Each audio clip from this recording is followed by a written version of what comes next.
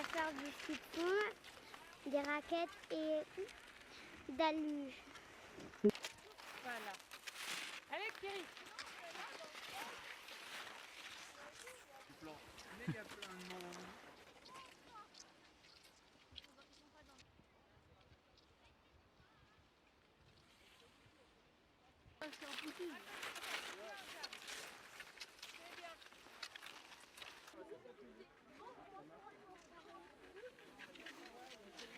Déjà, on va faire sans les skis, on va faire des relais en courant, machin, on va faire 2-3 équipes. Pas de cas, donc on tourne pas en mettant de l'angle avec le ski, on va faire du pas tournant.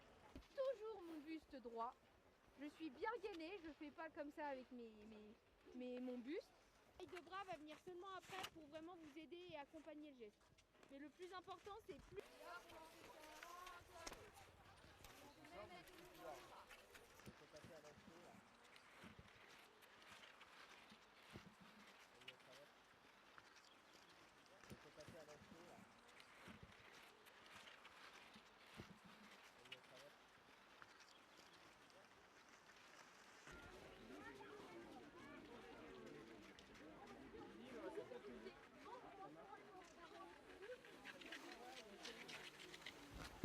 Dans les éléments de visée à 10 mètres, c'est la même chose que ce que les champions voient dans leurs éléments de visée à 50 mètres.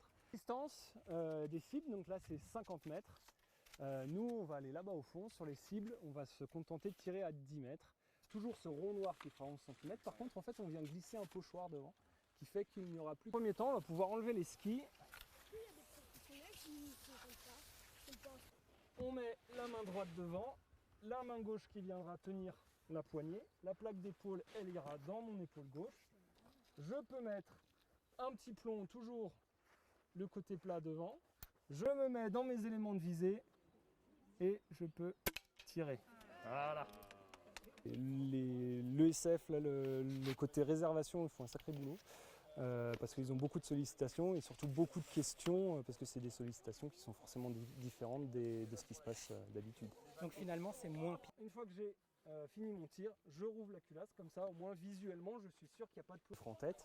Forcément c'est pas une saison qui est normale, mais grâce à ce côté ski de fond biathlon, on arrive à faire bosser quand même les gens comme il faut. Et le retour des gens qui fassent le tir de but.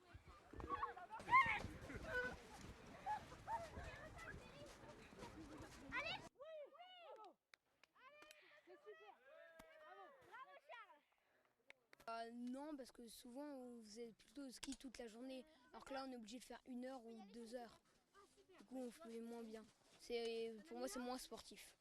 Bah oui. Elle a eu les deux. Magnifique. À moi. Magnifique. Ah. Allez. Très facile le laser.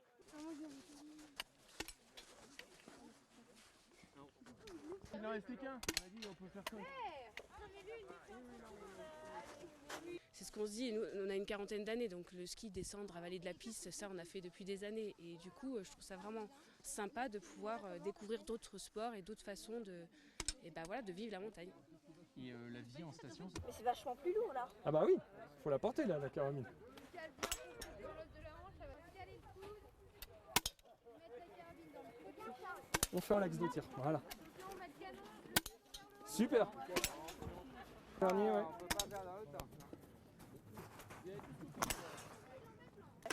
Du ski, et puis on a fait du ski de randonnée, du coup on a un peu repris la sensation du ski. Enfin c'est pas exactement pareil, mais t'as un peu de sensation.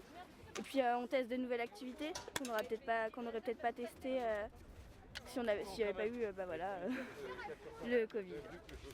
Voilà.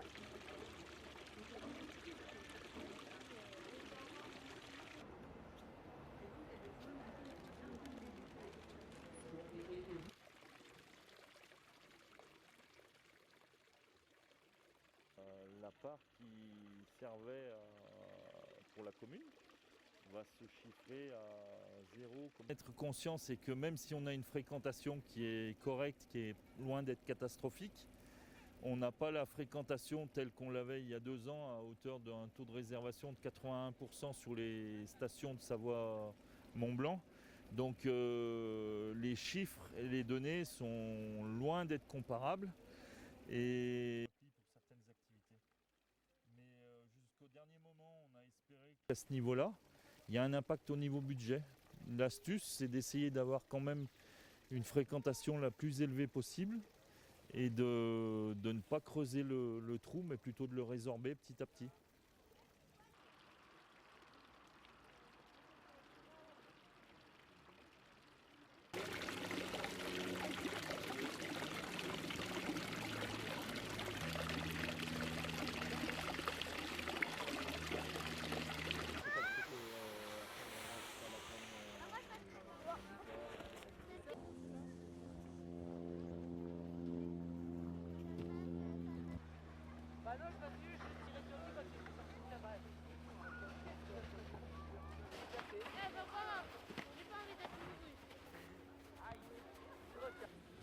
J'essaie de ne pas me casser la figure. En bon montagnard. On aurait pu craindre pire comme fréquentation. On a quand même du monde qui est venu et on fait tout pour les satisfaire. Il est vivement recommandé de réserver ses paires de ski de randonnée pour pouvoir aller pratiquer l'activité. Ouais. L'impact économique sur des fermetures de montées mécaniques est considérable. Il n'y a pas le chiffre d'affaires des remontées mécaniques, l'école de ski ne travaille pas. Donc c'est vrai que les activités de substitution sont importantes, mais elles ne vont pas compenser les retombées que génère habituellement un domaine skiable. Donc c'est vrai qu'imaginatif, il fallait qu'on soit innovant et je pense qu'on a été à la hauteur du défi. Qu'est-ce qui a été